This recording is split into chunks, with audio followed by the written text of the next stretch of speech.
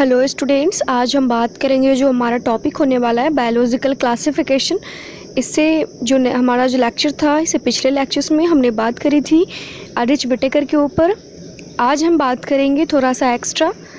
आप लोगों को पता है, आप लोगों ने पढ़ा है, सबसे पहले जो है वो क्लासिफिकेशन का शुरुआत एरिस्टोटल ने किया था। उन्होंने बताया था मॉर्फोलॉजिकल कैरेक्टर्स को देखकर कि कौन सा प्लांट्स है कौन सा एनिमल्स है। इसके बाद Linnaeus two kingdom system of classification दिया था। इन्होंने प्लांट्स एंड एनिमल्स को दो कैटेगरीज में बांट दिया, दो अलग अलग किंगडम बना दिए। इसके बाद आपको पता है, यहाँ तक तो हम लोग अच्छे से कंप्लीट किए, लेकिन थर्ड जो किंगडम है, जो थर्ड किंगडम देने वाले साइंटिस्ट है, उनका नाम आपको पता नहीं होगा, थोड़ा सा एक्स्ट्रा है, इसलिए आप लोगों को जानना ज़रूरी है। 1880s में अर्नस्ट हैकेल ने दिया था, जो कि वो एक जर्मन साइंटिस्ट थे। उन्होंने थर्ड किंगडम ऑफ क्लासिफिकेशन को दिया। उनका मानना ये था कि जो भी प्लांट्स और एनिमल्स को छोड़कर जितने भी ऑर्गेनिज्म आ रहे हैं जिनके बारे में कुछ पता नहीं था, उन्हें इन्होंने एक अलग ग्रुप में डाल दिया था।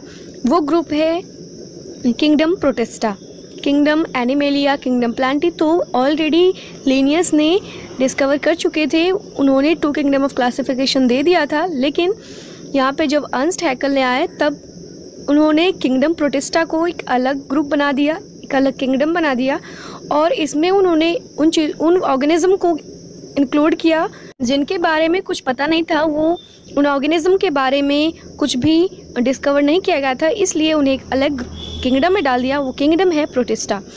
इसके बाद फोर किंगडम एक बार देख लेते हैं। जर्मन साइंटिस्ट थे, उन्होंने propose and adding a third kingdom, जो कि kingdom protista. Kingdom Protista included unicellular microscopic organism and not multicellular largely microscopic। यहाँ पे जो है ये नहीं इंक्लूड किया गया कि ऑर्गेनिज्म जो है वो क्या है, प्रोकैरियोट है, यूकैरियोट है, मल्टीसेलुलर है, यूनिसेलुलर है, को एक ही किंगडम में डाल दिया, वो है किंगडम प्रोटिस्टा। इसके बाद हम नेक्स्ट बढ़ते हैं किंगडम फोर किंगडम क्लासिफिकेशन के बारे में। 1938 में हर्बर्ट एफ कॉपलैंड है जिन्होंने प्रपोज किया था फोर किंगडम क्लासिफिकेशन को। उन्होंने सारे बैक्टीरियाज को एक अलग ग्रुप बना दिया, एक अलग किंगडम बना दिया, और वो किंगडम का नाम है, आप लोग जानते हैं, किंगडम मोनेरा। तो किंगडम मोनेरा जो देने वाले साइंटिस्ट थे वो है हर्बर्ट एफ कॉपलैंड। इन्होंने किंगडम मोनेरा जितने भी बैक्टीरियाज है, ब्लू ग्रीन अलगीज है, सारे को एक अलग किंगडम में डाल दिया, वो है किंगडम मोनेरा। इसके बाद फाइव किंगडम क्लासिफिकेशन सिस्टम आप लोगों को पता है। हमने इसे नेक्स्ट लेक्चर में, जो हमारा पिछला लेक्चर था, उसमें हमने डिस्कस करी थी कि R. Whittaker five kingdom classification system को इन्होंने दिया था, और उसमें उन्होंने एक बात जो है वो इंक्लूड करी, वो है फंगी। अब तक फंगी का डिस्कवरी नहीं हुआ था, अब तक फंगी को किस ग्रुप में डाले वो डिस्कवर नहीं हुआ था। अब तक फंगी को प्लांट्स के ग्रुप में ही रखा जाता था, क्योंकि प्लांट्स में जो है वो सेल वॉल होता है, और इसी वजह से फंगी को प्लांट्स के जो किंगडम है उसमें इंक्लूड कर दिया गया था। लेकिन आर.एच. विटेकर के आने के बाद, आर.एच. विटेकर ने जब क्लासिफिकेशन दिया, फाइव किंगडम क्लासिफिकेशन, उसमें उन्होंने फंगी को एक अलग किंगडम में डाल दिया, वो है किंगडम फंगी। इसके बाद, और पता है आपको, आर.एच. विटेकर ने जो भी फाइव किंगडम क्लासिफिकेशन में जो उनका मेन क्राइटेरिया था क्लासिफिकेशन करने का, वो सारा हम लोगों ने इसे पिछले लेक्चर में डिस्कस करी थी। इसलिए आई होप कि आपको सारा कुछ क्लियर हो गया होगा, और जो भी एक्स्ट्रा लगेगा हमें, हम ज़रूर कंप्लीट करेंगे, ज़रूर कवर करेंगे साथ में। और इसके बाद एक पॉइंट्स था डोमेन का, कि डोमेन क्या होता है। डोमेन में 3 डोमेन सिस्टम के बारे में एनसीईआरटी में बताया हुआ है। 3 डोमेन सिस्टम में सबसे पहला आता है बैक्टीरिया, दूसरा आता है आर्किया, एंड तीसरा आता है यूकैरिया। इसमें क्या क्या शामिल है? बैक्टीरिया में आता है यूबैक्टीरिया, आर्किया में आता है आर्किबैक्टीरिया, एंड यूकैरिया में आता है plant, animal, fungi and protista. I hope कि आपको क्लियर हो गया होगा। तो इसके बाद हम नेक्स्ट पे चलते हैं। आप लोगों को एनसीईआरटी टेबल नंबर 2.1, इसमें जो है वो दिया हुआ कैरेक्टरिस्टिक्स ऑफ फाइव किंगडम, इसके बारे में थोड़ा सा डिस्कस कर लेते हैं। इसके बाद हम लोग आएंगे किंगडम मोनेरा पे। कैरेक्टर्स में सबसे पहला दिया हुआ है सेल टाइप। सेल टाइप में सबसे पहले है मोनेरा। तो मोनेरा जो है वो प्रोकैरियोटिक होता है। इसके बाद protista eukaryotic, fungi eukaryotic, Plantae eukaryotic, and animalia जो है यूकैरियोटिक है। इसके बाद सेल वॉल में जो मोनेरा है वो नॉन सेलुलोजिक होता है, पॉलीसैकेराइड एंड एमिनो एसिड से बना होता है इसका सेल वॉल। इसके बाद प्रोटिस्टा में present in some and cell wall fungi में विदाउट सेलुलोज। सेल वॉल जो है फंगी में विदाउट सेलुलोज होता है। एंड सेल वॉल प्लांटी में सेलुलोज होता है, क्योंकि यहाँ पर जो फंगी का जो सेल वॉल बना होता है वो काइटिन का बना होता है। एंड एनिमेलिया में कोई सेल वॉल नहीं होता है, वहाँ पे एब्सेंट होता है।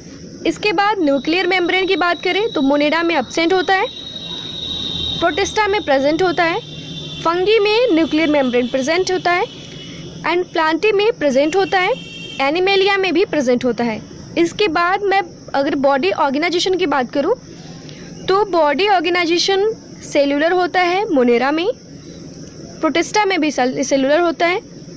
इसके बाद फंगी में मल्टी सेलुलर होता है, प्लांटी में टिश्यू या ऑर्गन बोल सकते हो आप इसे, एंड एनिमेलिया में टिश्यू ऑर्गन या ऑर्गन सिस्टम होता है। इसके बाद अगर मैं बात करूं मोड ऑफ न्यूट्रिशन की तो मोनेरा जो है वो ऑटोट्रॉफिक होता है। इसके बाद प्रोटिस्टा भी ऑटोट्रॉफिक होता है। इसके बाद फंगी हेट्रोट्रॉफिक, सैप्रोफिटिक या पैरासिटिक। इसके बाद प्लांटी ऑटोट्रॉफिक होता है। इसके बाद एनिमेलिया हेट्रोट्रॉफिक होता है। ठीक है, तो आई होप कि आपको ये टेबल समझ आ गया होगा। अगर आपको इस टेबल को याद करना है, ऐसे आप कॉन्सेप्ट से भी इसे समझ सकते हो, तो याद करने की ज़रूरत नहीं पड़ेगी। लेकिन अगर आपको अच्छे से याद नहीं हो पा रहा तो इसके लिए एक ट्रिक है, आप लोग इस डिस्क्रिप्शन के लिंक दिया हुआ है, इसमें जाकर इस ट्रिक को आप लोग डाउनलोड कर लें। इस वीडियो को आपको बहुत ज़्यादा हेल्प होने वाला है इस वीडियो से, तो उसे ज़रूर देखिएगा एक बार। इसके बाद हम नेक्स्ट चलते हैं किंगडम मोनेरा के ऊपर। किंगडम मोनेरा में क्या है, इससे पहले जो लेक्चर था वो आर.एच. विटेकर तक कंप्लीट हुआ था और फिर आज हम करेंगे किंगडम मोनेरा के ऊपर। किंगडम मोनेरा में सबसे पहले है bacteria are the sole members of the kingdom Monera. They are most abundant microorganism. Bacteria occur almost everywhere. Hundreds of bacteria are present in handful of soils. They also live in extreme habitats such as hot spring, desert, snow and deep ocean where very few of life forms can survive. Many of them live in or other organism parasites. Bacteria are grouped under 4 categories. Bacteria का 4 categories में बांटा गया है। पहला तो होता है spherical caucus, जिसे कोकी बोलते हैं, रॉड सेपेट बैसिलस बैसिली बोलते हैं, कॉमा सेपेट वैब्रियो एंड स्पाइरल स्पिरिलम। आप देख सकते हो इसे फिगर में, ये रहा कोकाई, स्फेरिकल है। नेक्स्ट जो है वो है बैसिली, इसके बाद स्पिरिला, इसके बाद वाइब्रियो। तो ये जो है इसे 4 कैटेगरीज में बांटा गया है। इसके बाद through the bacterial structure is very simple. Bacteria का जो स्ट्रक्चर होता है सिंपल होता है, देयर वेरी कॉम्प्लेक्स बिहेवियर, लेकिन इसका जो बिहेवियर होता है बहुत ज़्यादा कॉम्प्लेक्स होता है compare to many other organism. Bacteria as a group how so the most extensive metabolic diversity. Some of the bacteria are autotrophic, they synthesis their own food from inorganic substrate. आप जानते हैं autotrophic क्या होता है, खुद से अपना खाना बनाना, खुद से जो है वो अपने फूड को बनाता है, वही है autotrophic. They may be photosynthetic autotrophic और chemosynthetic autotrophic. The vast majority of bacteria are heterotrophs, they do not synthesise their own food. बहुत सारे ऐसे बैक्टीरिया होते हैं जो कि हेट्रोट्रॉप्स होते हैं, जो अपना फूड, अपना खाना खुद नहीं बना सकते, but depend on other organism, जो कि दूसरे ऑर्गेनिज्म को मारकर उसे डेड करके वो अपना खाना बना लेते हैं, अपना खाना जो है वो ले लेते हैं। इसके बाद आता है नेक्स्ट जो है वो है आर्कीबैक्टीरिया। क्या होता है, These bacteria are special since they live in some of the most harsh habitats. ये जो है बैक्टीरिया बहुत हार्श हैबिटेट में रहते हैं, जैसे एक्सट्रीम साल्टी एरिया हो गया उसे हेलोफिल्स बोलते हैं, हॉट स्प्रिंग जैसे थर्मोएसिडोफिल्स हो गया, एंड मार्सी एरियाज।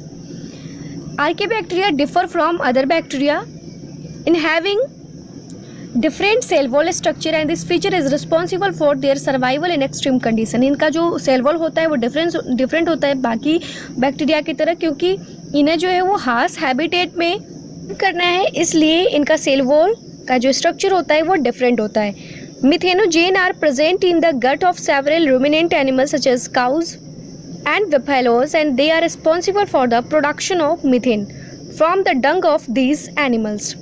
मिथेनोजेंस जो है वो बैक्टीरिया होता है जो कि गट में प्रेजेंट होता है, कौन से एनिमल्स का, काउज एंड बफेलोज के, एंड इसी से जो है वो प्रोडक्शन होता है मीथेन का, जिसे बायोगैस जो होता है इसे बनता है from the Dang of this animals.